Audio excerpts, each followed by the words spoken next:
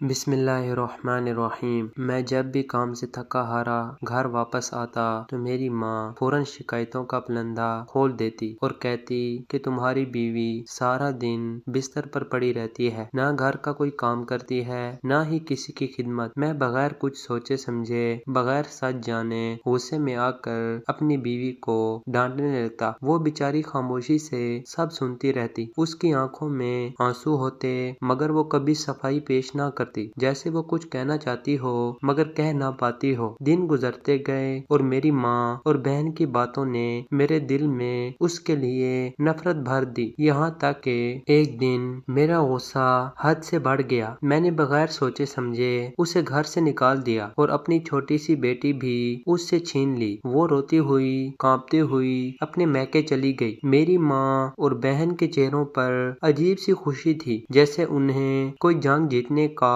احساس ہو، مگر اسی دن شام کو کچھ ایسا ہوا جس نے میری دنیا ہلا کر رکھ دی۔ میں جب اپنی بیٹی کے کمرے میں گیا تو وہ زور زور سے رو رہی تھی۔ میں نے اسے چپ کرانے کی بہت کوشش کی مگر وہ کسی صورت خاموش نہ ہوئی۔ اس کی آنکھیں دروازے کی طرف لگی تھیں، جیسے وہ اپنی ماں کو ڈھونڈ رہی ہو۔ اس کے رونے کی آواز میرے دل کو چیر رہی تھی اور پہلی بار میرے دل میں ہلکی سی خلش پیدا ہوئی کہ شاید میں نے جلد بازی میں فیصلہ کر لیا، مگر پھر بھی میرا غرور مجھے سچ ماننے نہیں دے رہا تھا۔ تب اچانک میری نظر اس الماری پر پڑی جہاں میری بیوی اپنے کپڑے رکھتی تھی۔ میں نے الماری کھولی تو اندر ایک فائل، کچھ دوائیاں اور ایک چھوٹی سی ڈائری رکھی ہوئی تھی۔ میرا دل زور زور سے دھڑکنے لگا۔ میں نے فائل کھولی تو میرے قدموں تلے زمین نکل گئی۔ وہ میری بیوی کی میڈیکل رپورٹس تھیں، جن میں صاف لکھا تھا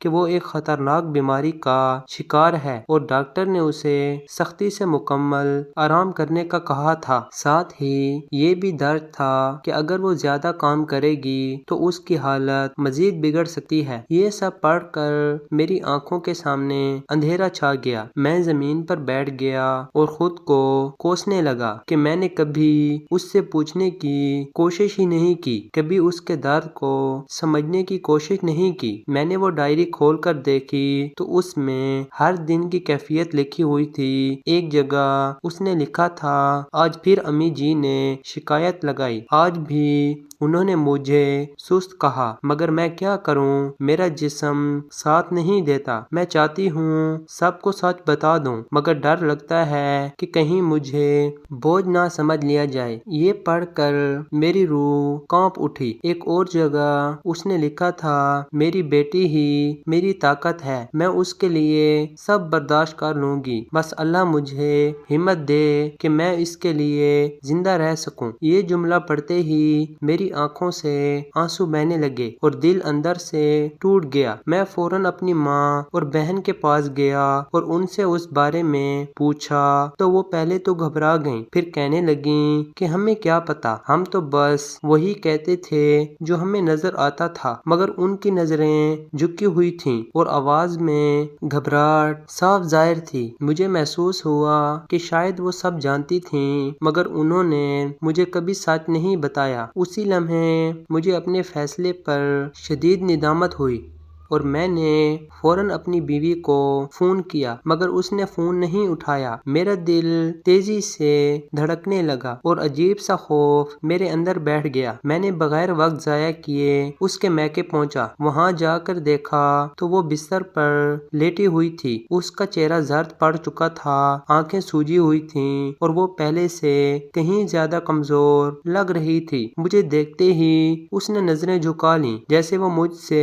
خوف زدہ ہو۔ میں اس کے قریب گیا اور اس کے قدموں میں بیٹھ گیا۔ میری آنکھوں سے آنسو بہہ رہے تھے اور زبان پر صرف معافی کے الفاظ تھے۔ میں بار بار کہہ رہا تھا کہ مجھے معاف کر دو، میں نے تم پر ظلم کیا، میں نے تمہاری بات سنے بغیر فیصلہ کیا، مگر وہ خاموش رہی۔ پھر آہستہ سے بولی کہ مجھے تم سے کوئی شکایت نہیں، بس افسوس ہے کہ تم نے مجھ پر کبھی یقین نہیں کیا۔ اس کے یہ الفاظ میرے دل میں تیر کی طرح لگے اور میں اندر سے ٹوٹ گیا۔ اسی دوران میری بیٹی جو میرے ساتھ آئی تھی اپنی ماں کو دیکھ کر اس کی طرف لپکی اور زور زور سے رونے لگی۔ وہ اپنی ماں سے لپٹ گئی جیسے اس نے اپنی کھوئی ہوئی دنیا واپس پا لی ہو۔ اس منظر نے میرے دل کو چیر کر رکھ دیا۔ میں نے اسی وقت فیصلہ کر لیا کہ اب میں اپنی بیوی کو کبھی اکیلا نہیں چھوڑوں گا۔ میں اسے واپس گھر لے آیا مگر اب میرا رویہ